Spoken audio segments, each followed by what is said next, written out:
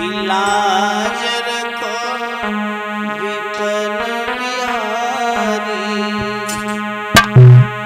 प्यारी राधा के भरतार।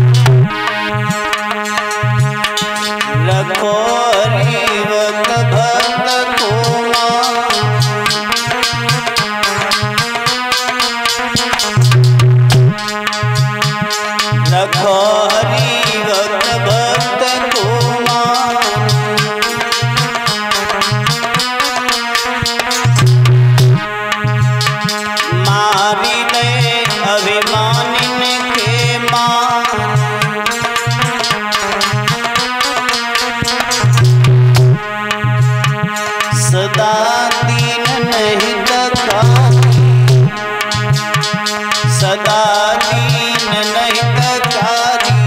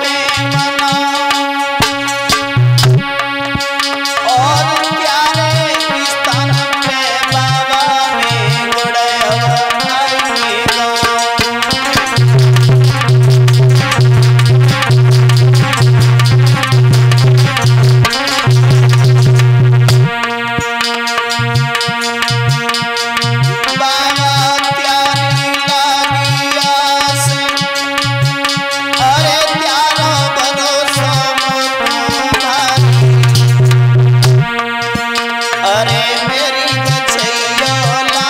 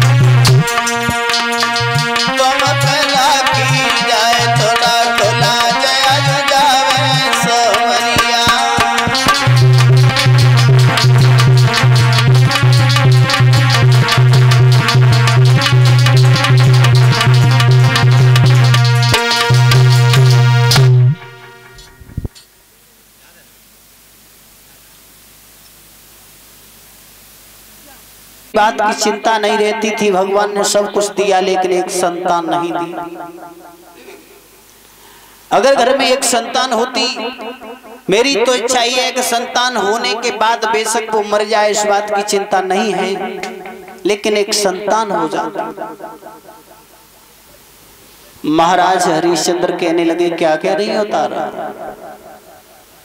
संतान देना और न देना, दे करके भी छीन लेना, ये परमपिता परमेश्वर की लीला होती है। तुम ये कह रही हो कि संतान हो जाए, कोई बात नहीं है। संतान देना न देना ये हमारे तुम्हारे हाथ की बात तो नहीं है, भगवान की लीला है। जो भगवान की लीला जान नहीं पाए, तारा को समझा रहे हैं महाराज हरिश्चंद्र, लेकिन तारा एक भी बात नहीं मानी है। कहने लगी, महाराज तुम्हें नहीं मालूम, तुम तो राजपाट में लगे रहते हो, मुझे घर में रहना अच्छा भी नहीं लगता है। भगवान ने कोई भी संतान नहीं दी, बड़ा सूना सूना आंगन लगता रहता है मेरा, कोई भी संतान हो जाए। भक्तजनों, महाराज हरिश्चंद्र दुखी होकर के घर से निकल गए और जाकर के जंगल में पहुंच गए। भला इससे अच्छा मर जाए भाई, अच्छा ये रानी नहीं चैन से रहने देगी और नहीं रहेगी। एक पुत्र के पीछे महाराज हरिश्चंद्र जंगल में पहुंच गए, और जब जंगल में पहुंच गए महाराज हरिश्चंद्र, एक वृक्ष के नीचे बैठ करके महाराज हरिश्चंद्र बहुत रोए। जब महाराज हरिश्चंद्र रोते रहे हैं भक्तजनों, लेकिन भगवान की कृपा ऐसी हुई, तब तक उसी जगह पर वरुणदेव आ गए। और जब वरुणदेव आ गए हैं, वरुणदेव ने ये कहा है, हरिश्चंद्र तुम तो राजा हो, और राजा भी अगर रोएगा तो फिर प्रजा वाले क्या करेंगे? क्या कष्ट है तुम्हें, क्यों रो रहे हो?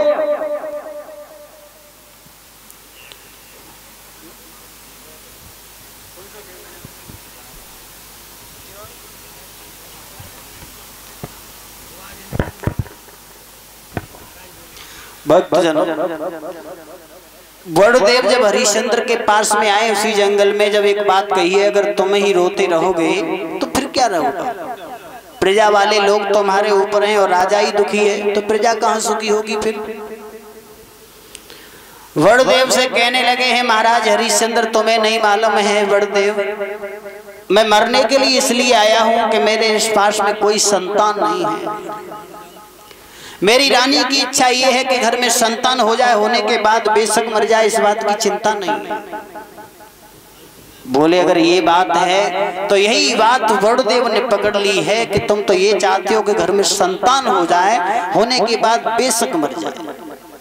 वरुणदेव कहने लगे कोई बात नहीं है, वो संतान मरेगी नहीं। अगर तुम्हारे घर में पुत्र पैदा होगा मेरे नाम का यज्ञ करा देना अपने घर में जाकर के। यज्ञ होने के बाद तुम्हारे घर में एक पुत्र जन्म लेगा, उस बेटा को मैं अपने यज्ञ में चढ़ाऊंगा बलि के रूप में। वरुणदेव ने कह दिया है हरिश्चंद्र से, जो तुम्हारे घर में पुत्र हो जाए उस बेटा को मैं बलि के रूप में यज्ञ में चढ़ा देंगे। हरिश्चंद्र ने कह दिया कोई बात नहीं है, तुम वरुणदेव अपने यज्ञ में चढ़ा देना, लेकिन घर में संतान हो जाए। रानी की तो यही इच्छा है कि संतान हो जाए, होने के बाद बेशक मर जाए। भक्तजनों, महाराज हरिश्चंद्र ने जाकर के अपने आंगन में यज्ञ रचवा दिया। और जब यज्ञ हुआ है, यज्ञ होने के बाद धीरे धीरे समय व्यतीत हुआ तो तारा के गर्भ से एक सुंदर से बालक ने जन्म लिया है। जब सुंदर से बालक ने जन्म लिया, महाराज हरिश्चंद्र बड़े खुशी हुए, बोले कि घर में अब तो पुत्र पैदा हुआ है। आंगन में बधाई बज रही है।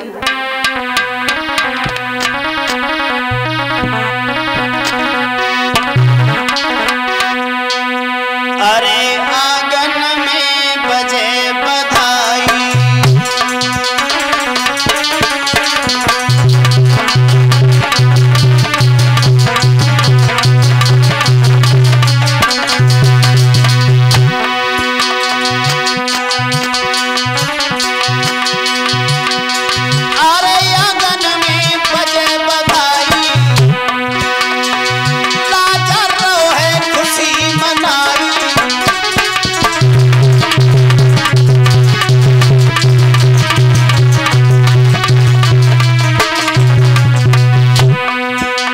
महाराज हरिश्चंद्र के आंगन में जब एक पुत्र ने जन्म लिया है तो महाराज हरिश्चंद्र बड़ी खुशी मना रहे हैं। लेकिन तब तक वरुणदेव ने ये सोचा कि पुत्र ने जन्म ले लिया होगा, जाए हरिश्चंद्र के पास में जाएं, उस पुत्र को लेकर के आए, अपना यज्ञ पूरा करें।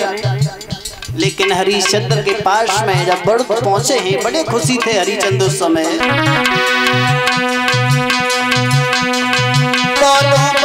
पहुंच गए और राजा की गई कलाई,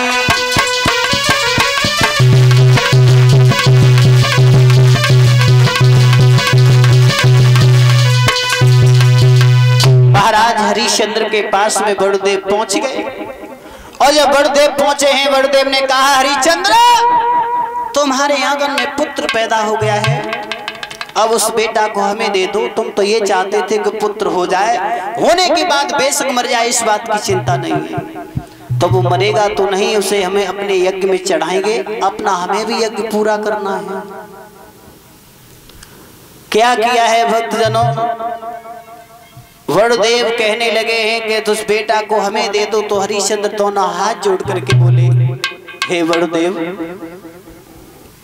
अभी तो बेटा ने जन्म लिया है, अभी 2-4 दिन का ये पुत्र हुआ है,